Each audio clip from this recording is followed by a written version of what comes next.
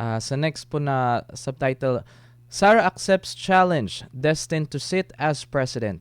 Against the continuing onslaught of retribution unleashed by those who desire to remain in power at all costs, standing at the ramparts is Sara Zimmerman Duterte, a woman of towering strength, of unwavering conviction to remain loyal to the Constitution and risk her life in the service of the nation.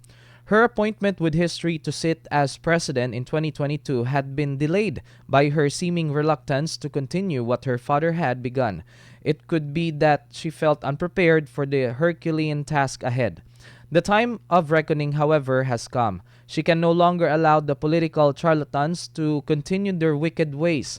She cannot watch in silence and destructive misgovernance that has brought ruin and catastrophe to the country and the people. Ayan po. Ang sabi po natin, sa harap ng ganitong kalakaran, ay merong isang tao na nanindigan kahit na nga sunod-sunod at patuloy ang paninira sa kanya. Nakita po natin si Sara Zimmerman Duterte, anak ng Pangulong Rodrigo Roa Duterte, ang hindi natinag,